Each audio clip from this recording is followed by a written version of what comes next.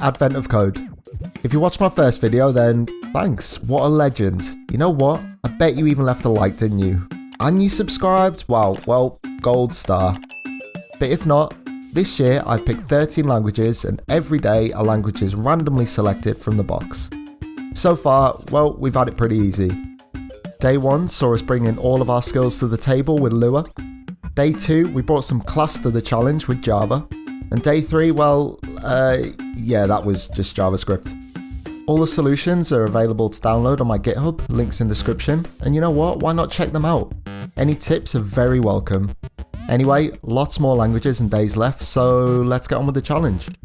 Day 4, and we are off to a painful start. I haven't used C++ in probably around 6 years, and even back then I wasn't very good at it. Honestly, I'm just not responsible enough for the amount of power that C++ gives you. The challenge today sees us cheating our way to victory against a giant squid. We're given a list of numbers that will be picked and a load of boards from which we can choose from. And our task is to work out which board will win first. Sum all unmarked numbers in the winning board and multiply that by the last number to be picked. So after we make our main function, the first problem, as always, is to read the file and create our boards. As we are back in the safety of Outplan now, I create a class to hold each board, and within it I'll probably end up putting pretty much all of the logic that we'll need to complete today's task. After saving the first line separately, I create our fancy new bingo board object and push it into the vector of boards. Then for non-empty lines, I call an add line function on the board object, which has the responsibility of parsing it and updating its local state. When we reach our next empty line, the board should be filled and we can create our next bingo board. To actually parse the line, our add line function uses this horrific piece of regex. Don't worry, probably looks worse than it is. All it does is match numbers separated by whitespace. These values are then added to the private board field that we created within the bingo board class to store our board numbers. We also create another field called selections, which is a Boolean 2D vector to keep track of what numbers in our board have been selected so that we can keep track of when we have won. Now that we have our vector of boards, we can actually start to simulate the game of bingo. We iterate over the list of numbers being called, and for each number, we call the check method on each bingo board with our current number. This method checks whether the value is in our board. If it is, then it updates our selection matrix and checks whether we have won by looking for complete lines or rows.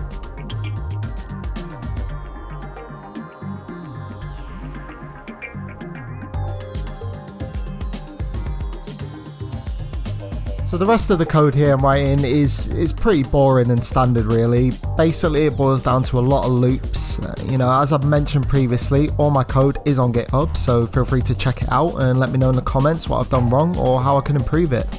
I think in this challenge specifically, it really made me realise how lacking my C++ skills have become over the last couple of years, and so there is most definitely some glaring mistakes just triggering the C++ elite right now.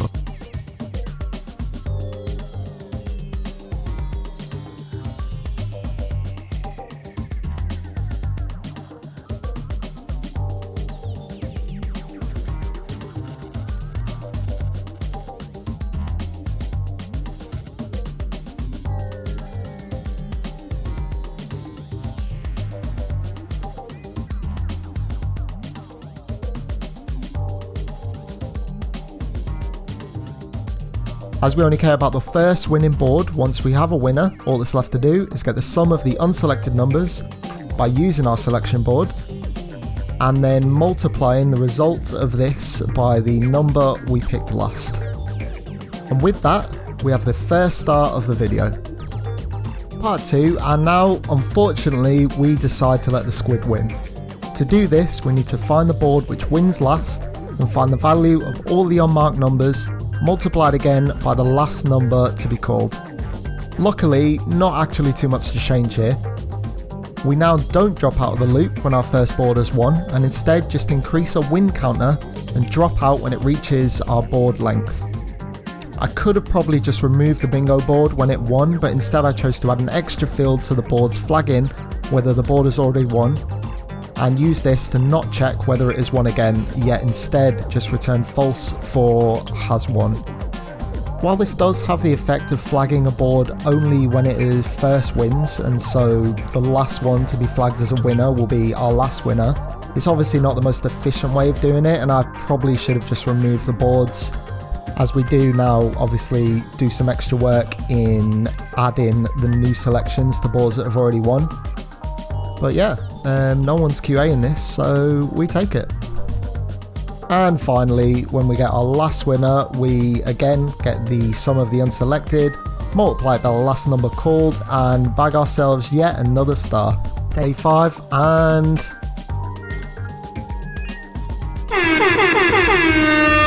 GD script. I love Godot. I've made a few small games in the past with it, links in description, and I found it so easy to use. And on top of that, it has a tiny download size, nothing like the likes you'd see downloading Unity or Unreal, and probably one of the best communities online. I am definitely looking forward to this one. So what is today's challenge? Well, we are given the start point and end points of a few lines and are asked to find out how many points in a 2D grid at least 2 lines cross. So change of scenery here. Instead of using Visual Studio Code, which I've been for the rest of the day, so I'll obviously have to use Godot for this. Reading a file couldn't be easier. We just create a file object and call the open method on it. I split the return string into lines, each of which contain a line definition, and split each line by an arrow and each coordinate by a comma to get all the points. If I were being professional about this, I probably would have created a point object out of these, but let's be honest, professionalism went out the door around day 2, I think. The way I'm going to solve this is by creating a dictionary containing all the points that have been hit by any line. The keys of this dictionary will be the point that has been hit, and the value of it will be the amount of times that this point has been hit. For part 1, we only need to consider lines moving along the x-axis or the y-axis. I'm sure that won't change for part 2. And so first I check if both x's are the same or both y's are the same. If they are, I send them to a function to add the points to the dictionary. I'm going to do this a super simple way of just increasing the required axis until it has reached the end of the line, which means I need to make sure that the coordinates are in the correct order first, i.e. if we're moving along the x-axis, I need to make sure that the line edge with the smallest x goes first. When all the lines have been entered into our dictionary, we get the values and count all the values in the list that are 2 and over, and that is part 1 done. Part 2, and surprise surprise, we now count the diagonals. To do this, we can use the fact that diagonal either means the rate of change of x equals the rate of change of y, or the rate of change of x equals the negative rate of change of y. We calculate this, and making sure we have our start and end points ordered correctly, in the dumbest way possible, we use this as our x gradient and calculate our final answer for part 2. Drake's in the chat for Godot, and let's move on to day 6. Day 6 rolls around and we get Erlang.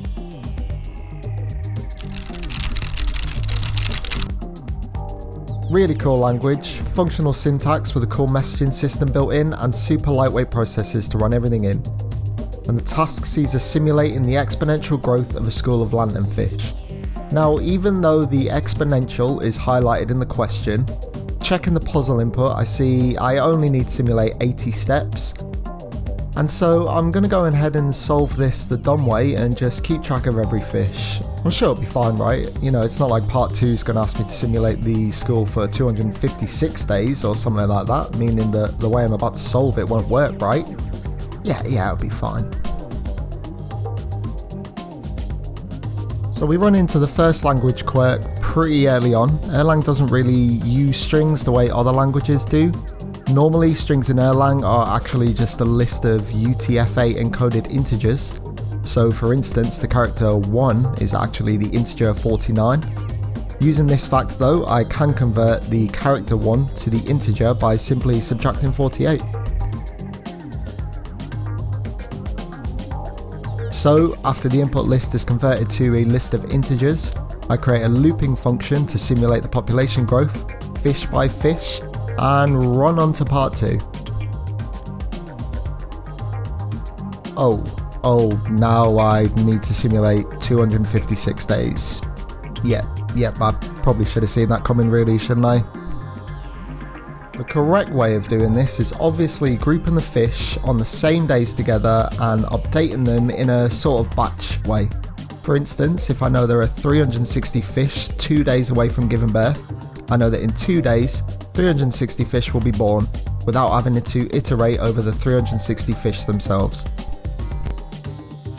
So the way I actually implemented this was by using 2 Erlang FIFO queues. One queue is used to keep track of fish waiting to give birth, and the other queue I used to keep track of newborns while they were giving the birds and the bees talk. When the fish group in the birthing queue reaches the end, the number is added to the beginning of the queue, as well as being added to the beginning of the child queue.